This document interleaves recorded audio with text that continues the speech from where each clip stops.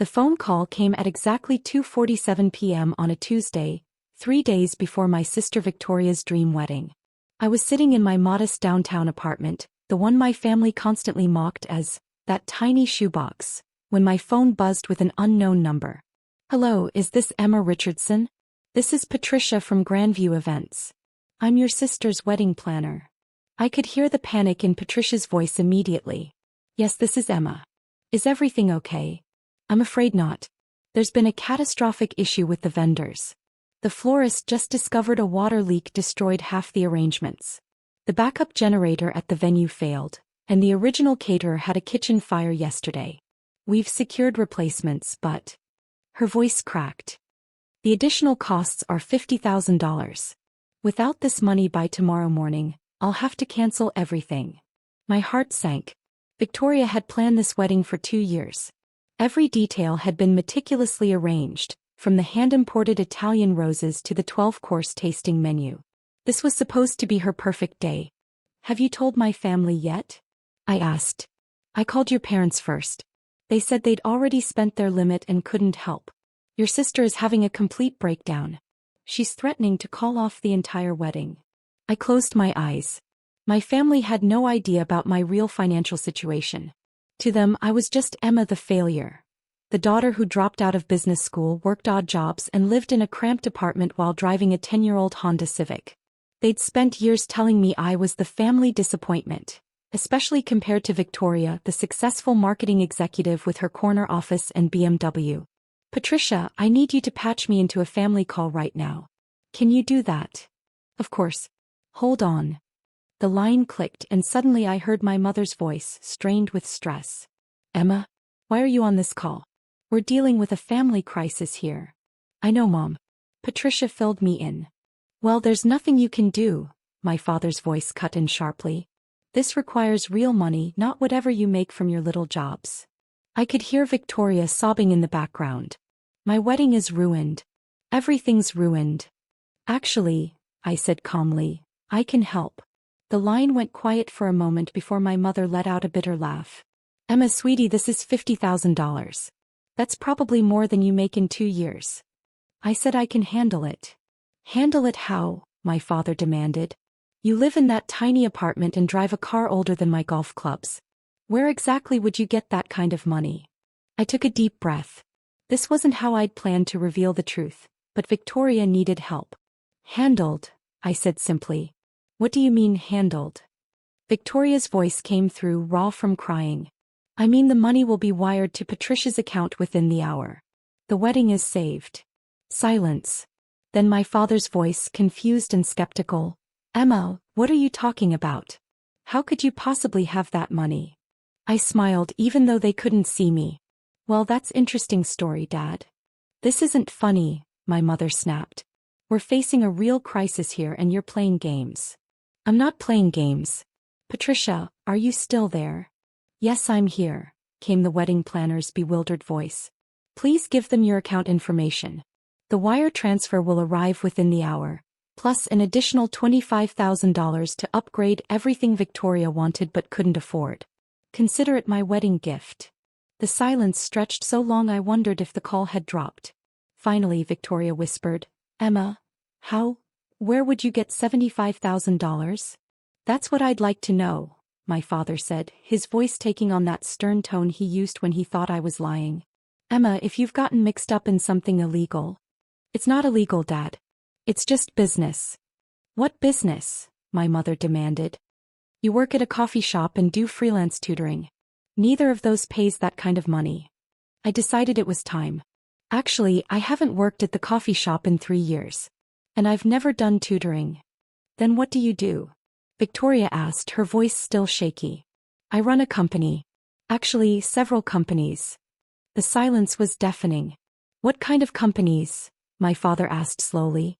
"Well, for starters, I own Richardson Digital Solutions. We develop custom software for Fortune 500 companies. Last year we had revenue of $47 million. I could practically hear them processing this information. That's impossible," my mother stammered.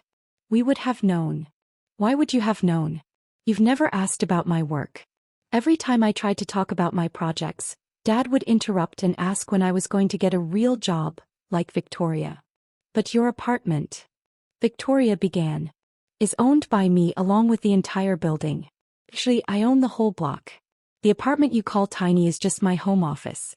My actual residence is the penthouse on the top floor. The penthouse in your building has been under construction for 2 years, my mother said faintly. Because I've been customizing it. Smart home technology, rooftop garden, private elevator. It was finished last month. Patricia's voice cut in tentatively. Excuse me, but should I give you the account information? Actually, Patricia, let me ask you something. What's the name of the venue where Victoria's wedding is taking place? The Grandview estate, of course. And who's the catering company? Elegant Affairs Catering. And the backup venue you mentioned if we needed to change locations? The Riverside Manor, but that would require rebooking everything. I took a breath. Patricia, I need to let you in on something. You don't need to worry about payment or rebooking anything. What do you mean? I own the Grandview estate. I also own Elegant Affairs Catering. And Riverside Manor.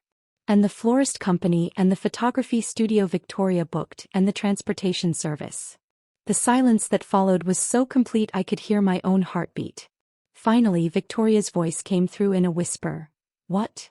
When I said I own several companies, I meant it. I started with software development, but I've been expanding into hospitality and events. The Grandview estate was my first property acquisition 3 years ago. I bought it because I thought it was beautiful and had potential. Elegant Affairs was struggling financially, so I acquired them and helped them expand. The photography studio was a natural addition to the portfolio. This is insane, my father said, though his voice had lost its dismissive edge. Why wouldn't you tell us any of this? When would I have told you? During Sunday dinners when you spent the entire time talking about Victoria's promotions? During Victoria's birthday parties when you introduced me to people as our other daughter, the one still figuring things out? During Christmas when you gave Victoria expensive jewelry and gave me a self-help book about finding career direction? The truth hung in the air like a weight. But why keep living like? My mother started. Like what? Like someone who doesn't need to prove their worth through material possessions? I learned everything I know about business by watching people, Mom. I learned about customer service by working at that coffee shop. I learned about problem solving by doing tutoring. I learned about real estate by living in modest spaces and understanding what people actually need. The Honda, Victoria said suddenly. You still drive that old Honda. It's reliable and efficient. Plus, do you know how much I save on insurance? I can afford any car I want, but I don't need status symbols. Unlike some people. That last comment stung and I immediately regretted it. I'm sorry, I said quickly. That was uncalled for. No, Victoria said quietly. You're right. We've all been. God, Emma, we've been so awful to you. Patricia's voice interrupted. I'm sorry to interrupt this family moment, but I need to confirm, the wedding costs are actually covered? More than covered, I assured her. Victoria, remember that ice sculpture you wanted but thought was too expensive? Get it. Remember the string quartet for the ceremony? Book them. The premium bar package? Consider it done. This is your dream wedding and you're going to have every single thing you wanted. Emma, Victoria's voice broke. I don't know what to say. You don't need to say anything. You're my sister. I love you. But we've been so terrible to you, my mother said, her voice thick with tears. All these years you thought I was a failure. I know. Why didn't you correct us? My father asked. Why let us believe you were struggling? I considered the question carefully. Honestly, at first I was just focused on building the business. Success came faster than I expected, and by then your assumptions were so entrenched that I didn't know how to change them without seeming like I was bragging. And then, I paused. Then what? Victoria prompted. Then I realized something important. Your love for me seemed conditional on me being the family failure. Victoria was the successful one and I was the cautionary tale. I was afraid that if you knew the truth, you'd find some other way to dismiss me. That's not true, my mother protested, but her voice lacked conviction. Isn't it? Remember my high school graduation? Victoria graduated summa cum laude from college the same week. Guess which achievement got mentioned in your holiday card that year? Silence. Or when I won that state science fair in 10th grade. Victoria had just gotten engaged, so the science fair got exactly 3 minutes of conversation at dinner before we spent 2 hours discussing wedding venues. Emma, my father's voice was smaller now. I had no idea we made you feel that way. I'm not telling you this to make you feel guilty. I'm explaining why I kept my success private. I needed to know I could be happy and successful without your validation. And I am. The coffee shop, Victoria said suddenly.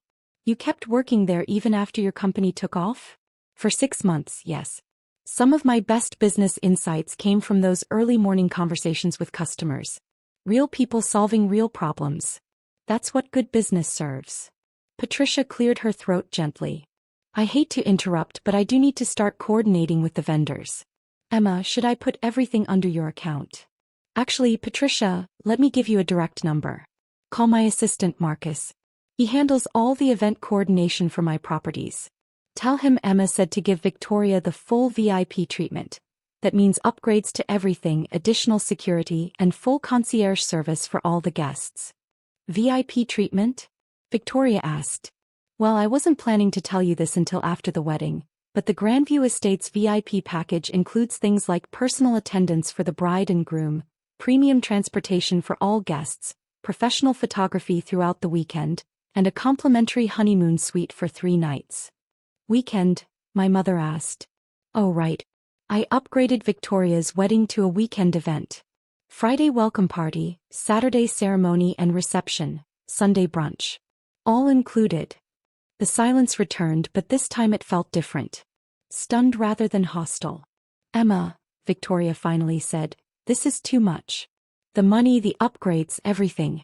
It's too much. No, it's not. It's what families do for each other. But we haven't. She started. You haven't had the chance to return the favor yet. But you will. That's how families work. We support each other through different seasons of life. Right now, I'm in a position to help. Someday you might be in a position to help me. How can we ever repay this? My father asked. By being proud of me. By asking about my work instead of assuming I don't have any. By introducing me as your successful daughter instead of apologizing for my existence. Emma, my mother's voice was barely a whisper. We're proud of you. We've always been proud of you. Then show it. Patricia's voice came back. Emma, I've reached Marcus and he's already contacting our premium vendors. He says to tell you that everything will be handled by tomorrow morning. Perfect. Victoria, Marcus will call you directly to discuss any last-minute preferences. Treat him like your personal concierge. Because that's exactly what he is. I don't even know what to ask for, Victoria admitted. Start with your dream list and go from there. The sky's literally the limit. After we ended the call with Patricia, my family stayed on the line. The awkwardness was palpable, but it was a different kind of awkwardness than before. The discomfort of people realizing they need to rebuild a relationship from scratch. Emma, my father said finally, I owe you an apology. We all do.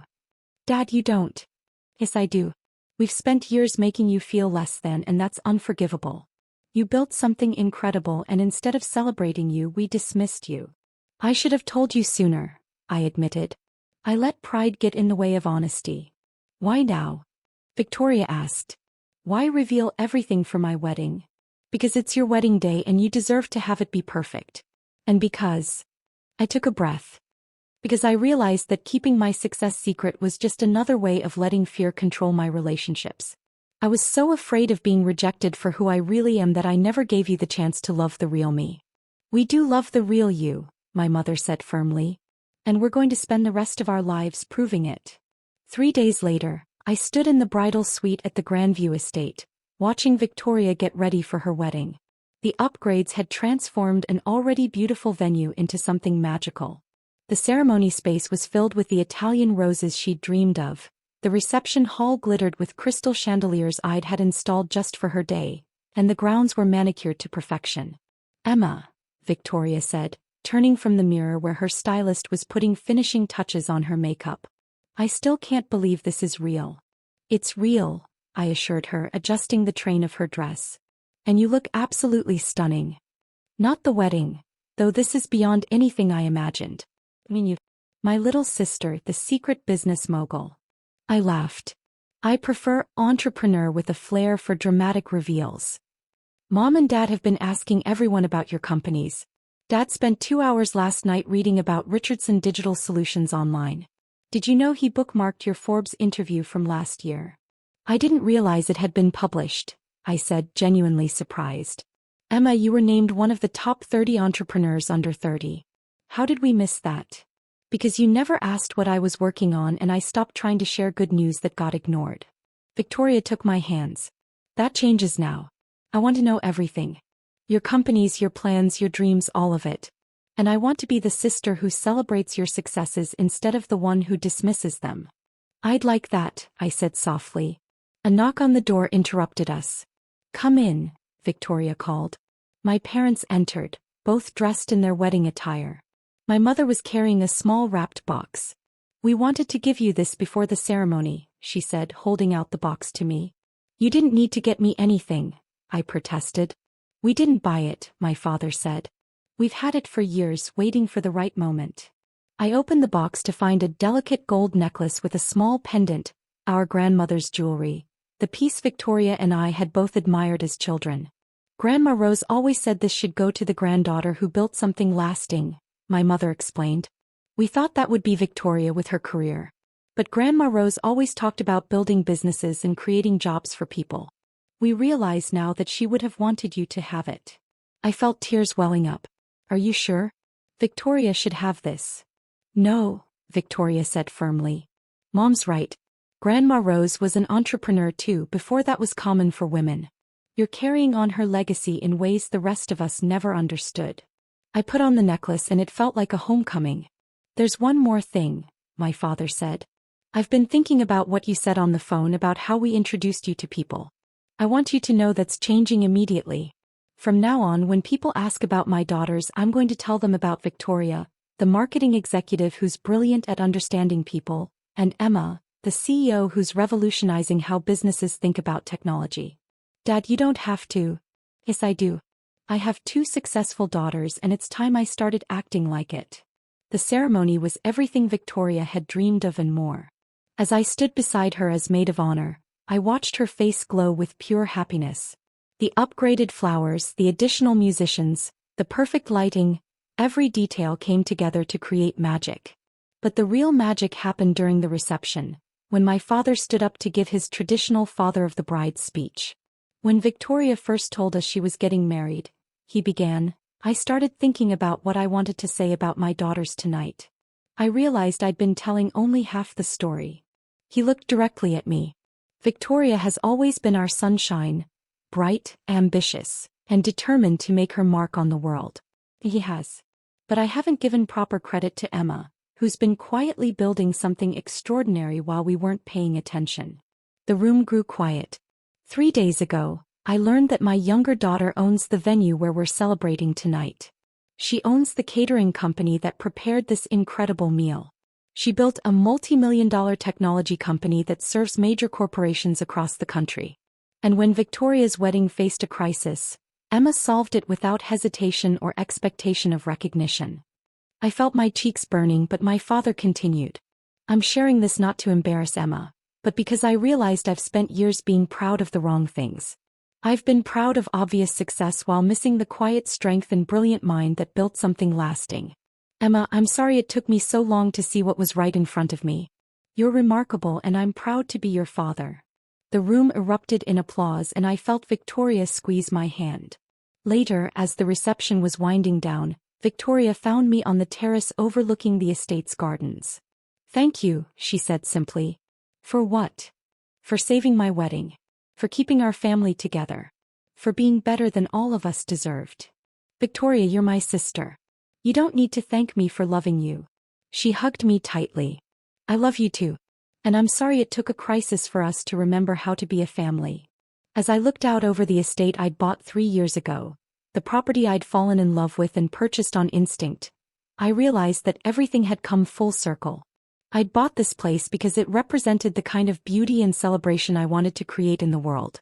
Tonight, watching my sister dance with her new husband while our parents looked on with pure joy, I understood that I hadn't just built a business empire. I'd built a way home. The next morning, as the family gathered for the farewell brunch, my mother pulled me aside. "I have one question," she said. "What's next for you? More companies? New ventures?" I smiled, thinking about the plans I'd been developing, the innovations I wanted to pursue, the impact I hoped to make. "Actually," I said, "I was thinking it might be time to let you all in on the adventure. If you're interested in learning about the family business." "Family business?" she asked. "Well, it's about to be. Richardson Enterprises has been a one-woman operation long enough. I think it's time to bring in some partners I can trust." "You mean?" "I mean, Victoria has incredible marketing skills, Dad understands people and relationships, and you have organizational abilities I've always admired. I could use help taking things to the next level." "Are you offering us jobs?" "I'm offering you partnership in something bigger than any of us could build alone. But only if you're ready to see me as an equal instead of the family disappointment." My mother's eyes filled with tears. "Emma, you stopped being a disappointment the day you were born. We just forgot how to see clearly." "So," I said, extending my hand. "Partners." He shook it firmly. "Partners." As I drove home that evening, yes, still in my 10-year-old Honda, I reflected on how dramatically life could change in just a few days. I'd revealed my success, saved my sister's wedding, and rebuilt my family relationships. But most importantly, I'd learned that the best business strategy of all was simple. Love the people in your life boldly, support them generously, and never underestimate the power of showing up when it matters most. The empire I'd built was impressive, but the family I'd reclaimed was priceless.